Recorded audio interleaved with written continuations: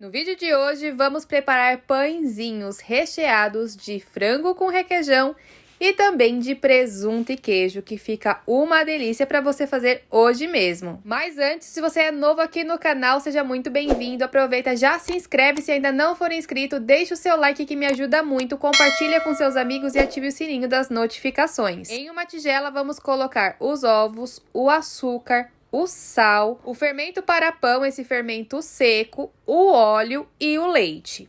Mistura bem e depois, por último, a farinha de trigo, que eu coloco em partes. Coloco um pouco, mexo, coloco o restante e aí vamos levar para uma bancada limpa, higienizada e bem sequinha, para sovar essa massa. Sempre que for preparar pães, deixa um pouquinho de farinha de trigo para você ir colocando nessa etapa, caso haja necessidade. Sova por uns 10 minutinhos, até a massa começar a desgrudar da mão e ficar bem lisinha. Caso precise, vai polvilhando farinha de trigo, como eu faço aí no vídeo. Importante não colocar muito para sua massa não ficar pesada. Quanto mais você sovar e menos farinha você colocar, melhor vai ficar. Se você acabar colocando muita farinha de uma vez só, pode ser que sua massa acabe ficando dura e depois a gente tem um pão mais pesado. Então, quanto menos, melhor. Quando a sua massa chegar nesse ponto, ela fica uma massa bem lisinha, aí nós vamos colocar em uma vasilha, cobrir com um pano de prato limpo e sequinho e esperar descansar até dobrar de volume.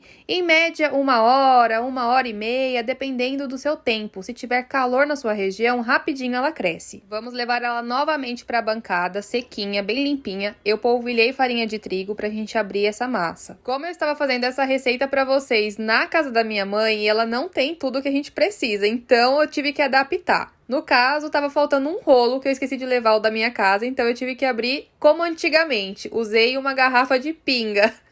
Claro que bem limpinha e seca. Mas isso é para provar para vocês que quando a gente quer, a gente faz. E se você não tem todos os materiais necessários, a gente consegue adaptar. Se você conseguir abrir ela de uma forma retangular, fica mais fácil. E eu deixei com mais ou menos meio centímetro de espessura. Fiz o corte na horizontal com uma média de 15 centímetros de diâmetro. E vim recheando. Utilizei um recheio de frango desfiadinho, bem temperado, com algumas colheres de requeijão. Mas não foi suficiente. Eu acabei cozinhando 1 kg de peito de frango, só que eu fiz 2 receitas da massa. E por isso, eu acabei recheando com o que eu tinha em casa, que foi presunto e queijo. Agora, pra gente fechar, é só ir unindo. Então, eu fecho um lado, depois eu fecho o outro, dá uma apertadinha e pra tampar essa emenda, eu viro a massa pra baixo. Mas, se você quiser deixar à mostra essa emenda, não tem problema nenhum, é só cortar depois que fechou. Fiz o corte com mais ou menos 4 centímetros de espessura. E o de presunto e queijo, eu repeti o mesmo processo. Para o queijo não vazar na hora de assar, depois que você fizer os cortes, dá uma apertadinha para esse recheio ficar lá dentro. Acabei no vídeo não gravando, não vi.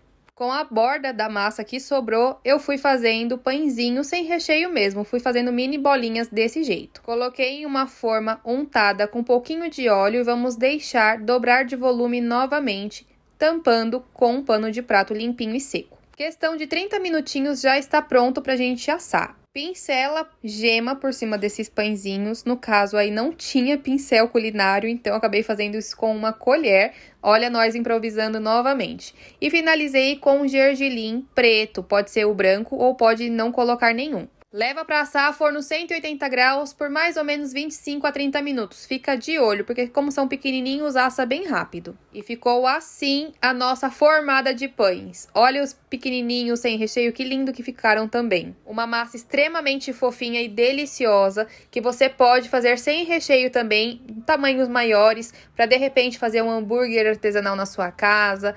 Fica delicioso. Para tomar com um cafezinho, passar um requeijão depois, uma manteiga, fica perfeito. Já salvo essa receita para você fazer aí também. Caso tenha alguma dúvida, deixa aqui nos comentários que eu vou respondendo vocês.